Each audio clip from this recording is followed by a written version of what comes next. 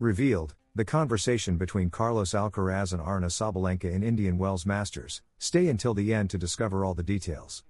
In Indian Wells, Carlos Alcaraz and Aryna Sabalenka starred in a reunion that has sparked plenty of talk, blending sport, humor, and a chemistry that goes beyond the court. From a new haircut to a viral dance proposal, the conversation between the two has piqued fans' curiosity. Today we'll uncover what really happened and why this moment has become one of the most talked about on the tour. Carlos Alcaraz landed in California focused on the first Masters 1000 of the season. After arriving Sunday night, he wasted no time and held his first training session in the early hours between Monday and Tuesday. Indian Wells once again welcomed the young Spaniard, determined to fine-tune every detail of his game. But beyond the ground strokes and physical preparation, there was a moment that captured everyone's attention: his reunion with world number 1 Aryna Sabalenka, sealed with a spontaneous hug that sparked smiles and immediate speculation. They hadn't seen each other since the Australian Open, where they experienced opposite emotions. Alcaraz lifted the trophy after an impeccable tournament, while Sabalenka fell in a tightly contested final against Elena Rybakina. That contrast added a special nuance to their reunion in Indian Wells. The hug symbolized not only friendship, but also mutual respect for the effort and demands of competing at the highest level. Two young champions, sharing the spotlight and the pressure, met again at a tournament that sets the early tone of the season. The moment also revealed an unexpected detail: Alcaraz's new haircut. The player from Murcia surprised fans with a style inspired by the so-called mullet era, a retro trend popular in the 70s and 80s. Shorter on the sides and top, with longer hair at the back, a look that breaks from the classic tennis image. Social media reacted instantly, turning the hairstyle into a trending topic. Sabalenka, laughing, didn't miss the chance to comment on the change with her trademark sense of humor. However, the spark that reignited media attention did not occur in California, but weeks earlier at the 2026 Australian Open. After advancing confidently to the semifinals, Sabalenka was asked on court what gift she would give Alcaraz, since both share a birthday on May 5. In a lighthearted tone, she replied that she would suggest recording a TikTok dance together. She was only waiting for a yes as a response, recalling that something similar had happened before. The dance proposal went viral within hours. Fans began sharing the clip, imagining two of the biggest stars in world tennis moving to an improvised choreography. Sabalenka's natural delivery of the idea, combined with Alcaraz's knowing smile in similar past situations, fueled the narrative of a special connection. It wasn't a formal statement or a direct hint, but rather a playful gesture that showed the more human and approachable side of both champions. Within the professional circuit, these kinds of exchanges are not so common among top-tier figures. Pressure, competition, and demanding schedules often create distance. However, Alcaraz and Sabalenka have shown on several occasions that it is possible to compete intensely while maintaining a cordial and fun relationship. In previous tournaments, they had already shared celebrations, interview jokes, and relaxed moments that reinforced the perception of a genuine friendship between equals. Amid so much media attention, many wonder whether there is something more than friendship. So far, there has been no confirmation of any romantic link between them. Everything points to a relationship based on professional respect, generational coincidence, and good humor. Both are at crucial stages of their careers, focused on titles, rankings, and major goals. In the context of a Grand Slam or a Masters 1000, competition and performance remain the priority. What is clear is how modern tennis goes beyond the court.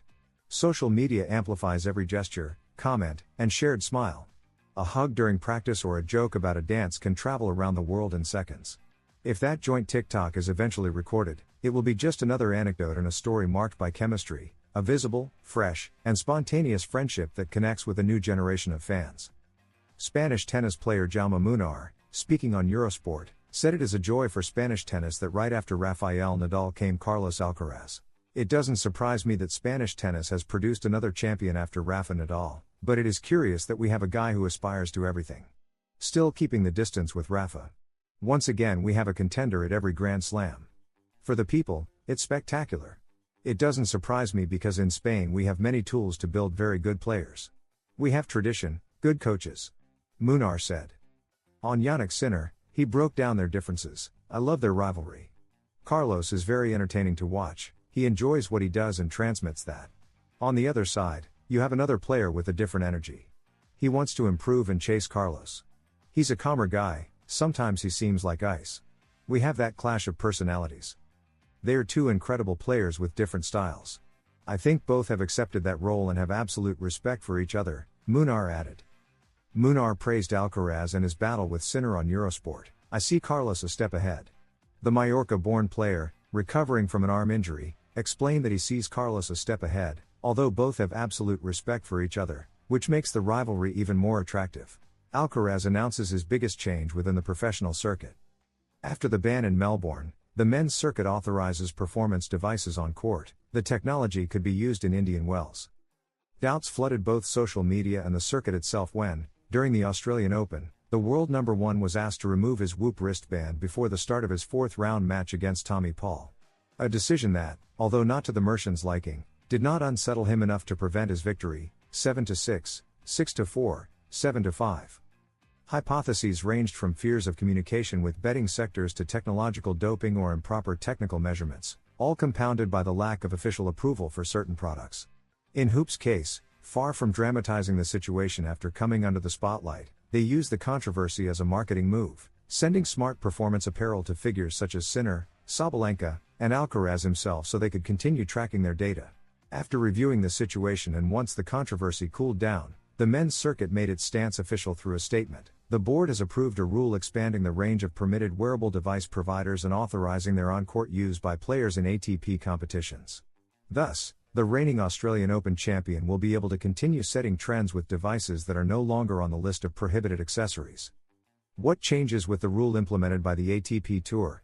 The devices, usually monitoring wristbands, record heart rate, workload, recovery, and sleep quality. This information not only helps the player's physical team but also feeds analyses that optimize planning. The ATP justified the change due to the rise of data analysis in elite sport. The new regulation takes effect immediately, and the first tournament where these monitoring wristbands can be seen will be the Indian Wells Masters 1000. The measure aims to regulate their use and expand the range of authorized providers, thus limiting disputes between officials and technical teams before matches. The initial controversy, however, had an unexpected effect. It increased Hoop's visibility. Its founder, Will Ahmed, defended the device, stating, "It is approved by the International Tennis Federation and poses no safety risk. Let athletes measure their bodies. Data is not steroids." The authorization of monitoring wristbands closes one discussion about technology on court and opens another, how to manage information without altering competitive equality. For the ATP, it is about adapting the regulations to tools that are already part of preparation and that also bring a more professional and scientific framework to the tour. How much money would Carlos Alcaraz pocket if he wins the title in Indian Wells? The ATP has made public the prize money for the Indian Wells tournament, the first Masters 1000 of the season. The world's best players will once again gather in Indian Wells from March 4 to 15. The Indian Wells Tennis Garden will host, as usual, the first Masters 1000 of the season, a tournament players love and that all the great legends of the sport have won at least once: Roger Federer, 2004, 2005, 2006, 2012 and 2017, and Novak Djokovic, 2008, 2011, 2014, 2015 and 2016, have each won it 5 times. Rafa Nadal has 3 titles in the Californian desert, 2007, 2009 and 2013, and Jimmy Connors and Michael Chang also claimed 3 editions. Carlos Alcaraz has already triumphed twice in Indian Wells, 2023 and 2024, joining the list of players with 2 titles, which includes names such as Jim Courier, Boris Becker, Lleyton Hewitt, and Pete Sampras. The current champion and defending title holder is Britain's Jack Draper, who defeated Alcaraz in last year's semifinals. And as in every ATP tournament, there will be substantial prize money for all players. Carlos Alcaraz, champion this year of the Australian Open and the ATP 500 Doha, leads earnings this season with more than $3 million, specifically $3,301,730. The Merchant, in outstanding form, will seek his 3rd title of the year in Indian Wells and continue adding to his bank account. The ATP has already announced the prize money for Indian Wells 2026, and the winner will take home $1,151,380.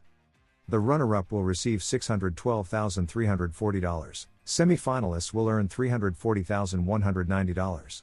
Reaching the quarterfinals carries a prize of $193,645. The remaining prize money is distributed as follows: 4th round, $105,720.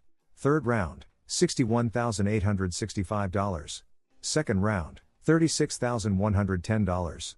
1st round, $24,335.